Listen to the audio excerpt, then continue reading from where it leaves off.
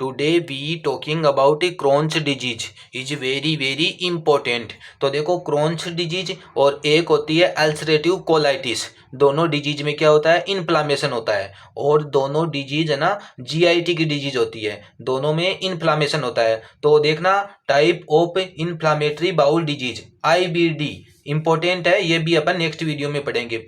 IBD का दो type होती है, इसमें अपन दो डिजीज को पढ़ते हैं, क्रोन्स डिजीज और अल्सरेटिव कोलाइटिस। ठीक है, तो देखना आप type of inflammatory bowel disease और आईबीडी किसकी डिजीज है, लोअर जीआईटी ट्रैक्ट की। ठीक है, और दोनों डिजीज में इन्फ्लामेशन होता है, एक तो क्रोन्स डिजीज हो गई और दूसरी हो गई अल्सरेटिव कोलाइटिस। तो अब बात करते हैं डेफिनेशन। तो देखना डेफिनेशन देखना, granulomatous transmural inflammatory condition of the ilium, और इलियम में भी कहाँ पे, टर्मिनल इलियम। ओके, तो टर्मिनल इलियम में क्या हो जाता है, ग्रेनुलोमेटस ट्रांसम्यूरल इन्फ्लामेशन हो जाता है। अब ग्रेनुलोमेटस क्या होता है, तो ग्रेनुलोमेटस देखना a small lump of fleshy tissue that form after inflammation के बाद बनता है जो, है ना। और ट्रांसम्यूरल का मीनिंग होता है इंटेस्टाइन की जो ल्यूमेन होती है ना, होल ल्यूमेन होती है, उसको बोलते हैं ट्रांसम्यूरल, और इन्फ्लामेशन हो जाए। ठीक है, तो it is a granulomatous transmural inflammatory condition होती है ऑफ द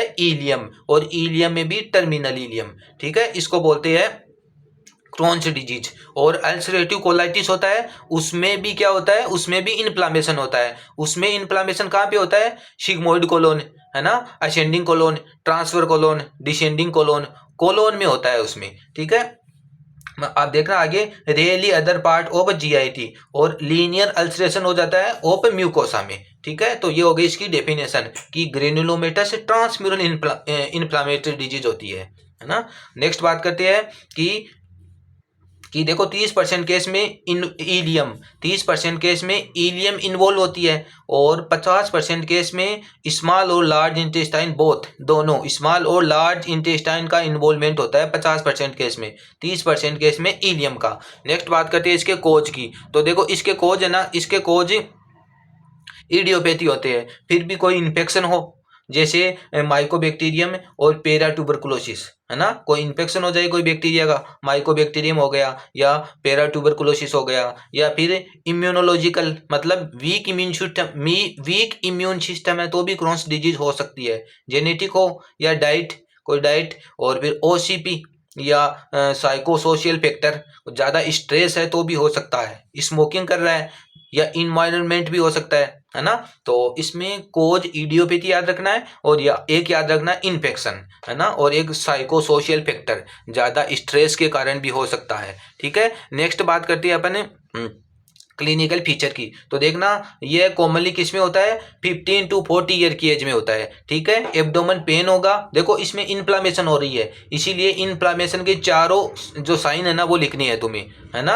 एब्डोमेन पेन होगा, डायरिया होगा विथ ब्लीडिंग, है ना, और अगर डायरिया पस और म्यूकस के साथ में हो रहा है तो वो सीवियर कंडीशन हो गई फिर। ठीक है, माइल्ड फीवर रहेगा, वेट लॉस रहेगा, है ना, लिथार्जी, ऑब्स्ट्रक्शन भी हो सकता है, और फिस्टुला फॉर्मेशन भी हो सकता है, और परपोरेशन, इंटेस्टाइन में परपोरेशन भी हो सकता है।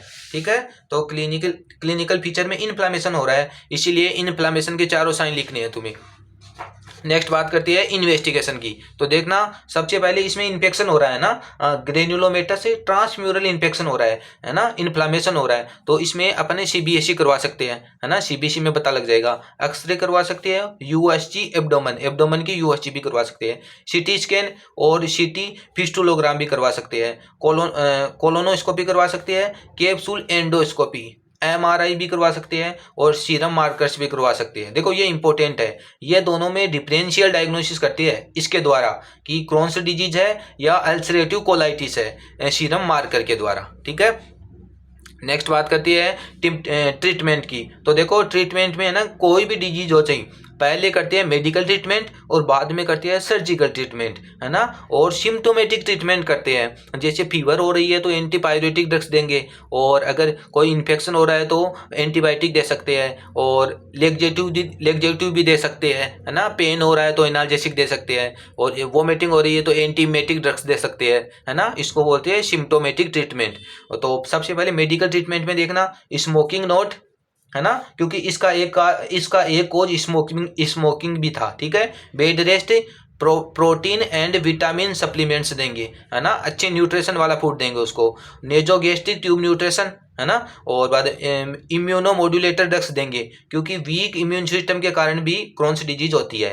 बाद में एंटीबायोटिक, क्योंकि इन्फ्लामेटरी इन्फेक्शन हो रहा है इसमें, इसीलिए तो मेट्रानिडाजोल दे सकते हैं। ओके, ये हो गए इसके मेडिकल ट्रीटमेंट। अब अगर सर्जरी करने हैं तो सर्जरी करनी है ना, क्रोन्स डिजीज में अगर सर्जरी करनी है तो कौन कौन से केस में सर्जरी कर सकते हैं? फेल्योर ऑफ मेडिकल ट्रीटमेंट, अगर ये वाला फेल हो गया है ना, ऊपर वाला मेडिकल ट्रीटमेंट, तो कर सकते हैं अपन।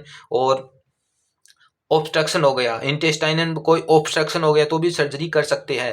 Crohn's disease children with growth retardation, अगर ये क्रोन्स डिजीज बच्चों में हो रही है और इसके कारण बच्चों का मतलब ग्रोथ रुक गई है ना, ग्रोथ रुक गई है, तो उस केस में भी अपन सर्जरी कर सकते हैं। फिर अगर फिस्टूला बन जाए तो भी कर सकती है, ब्लीडिंग हो रही है ज़्यादा तो भी कर सकती है, और मेलिग्नेंट चेंज, कोई ट्यूमर हो रही है तो भी कर सकती है, और परपोरेशन, इंटेस्टाइन में परपोरेशन हो रहा है तो भी सर्जरी प्रेफर कर सकते हैं। फिशर इन एनो, इस केस में भी कर सकते हैं। अब देखो सर्जरी ये इंडिकेशन हो गई, ठीक है। अब किसके मतलब देखना, अब सर्जिकल ट्रीटमेंट, है ना, तो इलियोशिकल रिसेक्शन कर सकते हैं और टोटल कोलेक्टोमी करवा सकते हैं, एंड इलियोशिकल एनास्टमोसिस, है ना, मतलब कोलोन को हटा देंगे, और फिर इलियोरेक्टल एनास्मोसिस, है ना, इलियम और रेक्टम को जोड़ देंगे। एनास्मोसिस का मतलब होता है जोड़ना, टोमी का मतलब होता है कट करना। फिर राइट हेमी कोलेक्टोमी कर सकते हैं, और फिर